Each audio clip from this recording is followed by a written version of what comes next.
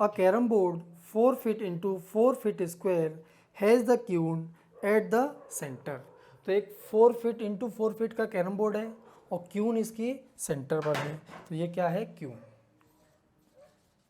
ठीक, अब आगे दिया हुआ है the queen hit by the striker. एक स्ट्राइकर मान लो हमने इधर से चलाया और क्यून को इसने हिट किया। Move to the front edge, तो ये क्यून फ्रंट एज की तरफ मूव की। Rebound and goes to the hole behind the striking line, तो यहाँ से ये क्यून फ्रंट लाइन पे गई, यहाँ से रिवाइंड हुई और रिवाइंड होके कहाँ चली गई, होल में। ठीक है, ये होल में चली गई। तो find the magnitude of displacement of the queen from the centre to the front edge. तो फ्रंट एज के सेंटर से फ्रंट एज की तरफ, centre let, centre is A, front edge is B, that point is C, this is D, ये point E, F, G, H, I, so on. Okay, कुछ points हमने diagram में ले रखे हैं तो आपको मार्क करके दिया हुआ है। तो क्वेश्चन में अब देखो क्या दिया है, ए सेक्शन में हमें क्या दिया हुआ है, from the centre to the front edge. तो centre to the front edge displacement निकालना मीन्स हमें ए बी की वैल्यू फाइंड करनी है। बी ऑप्शन में हमें क्या दिया हुआ है, from the front edge to the hole. तो फ्रंट एज और होल के बीच में डिस्टेंस निकालनी, तो ये कितना, बी डी। तो सेकंड हमें क्या निकालना है, बी डी। और थर्ड दिया हुआ है from the centre to the hole. तो from the centre to the hole, तो ये सेंटर हो गया, ये क्या हो गया, होल हो गया। इसके बीच में डिस्प्लेसमेंट निकालेंगे, तो डिस्प्लेसमेंट हमेशा इनिशियल पोजीशन और फाइनल पोजीशन के बीच की मिनिमम डिस्टेंस पर डिपेंड करता है। तो ये हमारा थर्ड होगी, तो ये कितना हो गया हमारा, ए डी। तो सी ऑप्शन में हमें क्या निकालना है, ए डी की वैल्यू निकालनी है। तो आपके सामने डायग्राम दिया हुआ है और ये तीन वैल्यू हमें फाइंड करनी है। तो देखो इस क्वेश्चन को कैसे सॉल्व करते हैं। इस क्वेश्चन में सबसे पहले यहाँ से ए से बी गए, बी से सी गए, तो बी पर क्या हो रहा है, रिफ्लेक्शन। तो रिफ्लेक्शन का रूल्स क्या है कि incident angle that is theta और रिफ्लेक्टेड एंगल दोनों सेम होते हैं। ये एंगल थीटा, तो ये एंगल भी कितना होगा, थीटा होगा। Let A E is X, A को हमने क्या मान लिया, एक्स मान लिया, ठीक है ना। तो देखो इन दोनों ट्राइंगल्स में देखेंगे ए बी ई और ई बी सी, इन दोनों ट्राइंगल में ये एंगल कितना है, 90 डिग्री, क्योंकि हमने ये दोनों लाइन जो कंस्ट्रक्ट किए हैं वो क्या है, इन साइड्स के क्या है, पैरेलल लाइन है। ये सारी लाइंस क्या हैं, साइड्स के पैरेलल हैं। तो ये दोनों अगर पैरेलल हैं तो ये इस साइड के पैरेलल है, तो क्या हो गया, आपस में परपेंडिकुलर हो गए। ये 90, ये एंगल थीटा, तो दो एंगल इक्वल हैं, तो तीसरा एंगल भी क्या होगा, इक्वल होगा। तो इन दोनों ट्राइंगल्स के ऑल एंगल्स आर इक्वल, मतलब ये थीटा, ये 90, ये 90, तो ये 90 माइनस थीटा, तो ये वाला भी कितना हो, 90 माइनस थीटा। और एक साइड क्या है, कॉमन है, मीन्स ये दोनों ट्राइंगल क्या हो गए, सिमिलर ट्राइंगल। क्या हो गए, सिमिलर ट्राइंगल। सिमिलर ट्राइंगल हो गए तो ये अगर x है तो ये डिस्टेंस भी कितना होगा, x। तो ई सी डिस्टेंस भी कितना हो गया, x हो गया। अब हम बात करते हैं ई बी सी ट्राइंगल की और सी डी एफ ट्राइंगल की।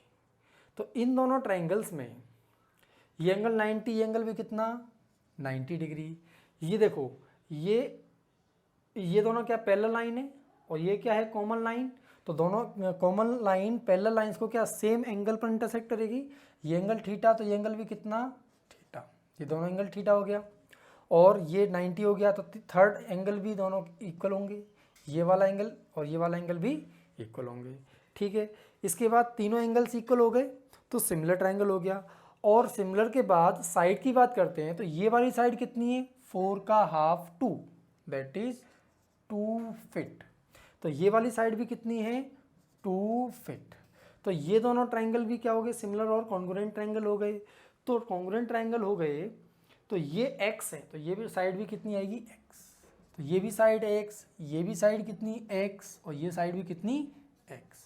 तो 3x यहाँ से क्या होगा, 3x इक्वल टू ये साइड का हाफ, और साइड का हाफ कितना है, ये 4 फीट साइड है, तो साइड का हाफ कितना होगा, 2 फीट। तो x की वैल्यू निकली 2/3 फीट। मैं AB की वैल्यू फाइंड करने के लिए, ये क्या है AB, तो इस ट्राइंगल की जरूरत पड़ेगी ए बी ई।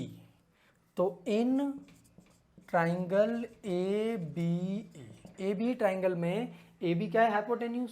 तो हाइपोटेन्यूज कैसे निकालते हैं, perpendicular square plus base square overall square root. तो यहाँ से ए बी होगा, A B equal to root perpendicular square, perpendicular that is 2 और ये कितना x, तो 2 स्क्वायर प्लस एक्स स्क्वायर। तो ए बी की वैल्यू निकालने के लिए रूट 2 का स्क्वायर 4 और x की वैल्यू कितनी 2/3 और 2/3 का स्क्वायर 4/9। तो यहाँ से स्क्वायर रूट 4 कॉमन ले लिया, 1 + 1/9। स्क्वायर रूट 4 बाहर आएगा तो 2 रूट 1 + 1/9 दैट इज 10/9। 9 रूट से बाहर आएगा तो कितना बचेगा 3, तो 2/3 रूट 10 फीट। ये हमारी ए बी की वैल्यू होगी, ठीक है ना। इसके बाद हम क्या निकालते हैं, बी सेक्शन। बी सेक्शन में क्या निकालना है, बी डी। बी डी क्या है, बी और डी कहाँ है, ये रहा। तो हम ट्राइंगल लेंगे B D G. In triangle B D G, इस ट्राइंगल में ये हाइपोटेन्यूज, ये परपेंडिकुलर और ये बेस। तो परपेंडिकुलर कितना बी जी, तो बी जी कितना होगा 4 feet. B D equal to root 4 square plus base कितना होगा 2x। डी और जी कितना होगा x और x 2x। 2x means 4/3, 2x हो गया 4/3, तो 4/3 होल स्क्वायर। यहाँ से 4 स्क्वायर कॉमन लेके बाहर आ जाएगा तो कितना बचेगा 2 रूट, सॉरी यहाँ से 4 स्क्वायर बाहर आ जाएगा तो कितना बचा 4, यहाँ कितना बचेगा 1 + 1/3, 1 + 1/3 नहीं, 3 का स्क्वायर कितना 9, तो 4 रूट 1/10, 1 + 1/9 इज 1/10 फीट। तो हमारा बी सेक्शन का आंसर है। अब सी सेक्शन की तरफ मूव करते हैं। तो सी सेक्शन में हमें क्या ए डी निकालना है, ये ए डी हो गया। ए डी के लिए डी एच बेस हो गया और ए एच क्या हो गया परपेंडिकुलर।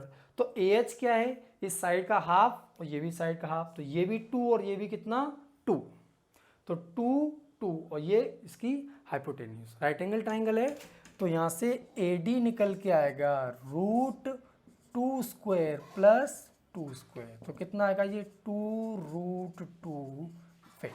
तो हमारे सेक्शन सी का आंसर होगा।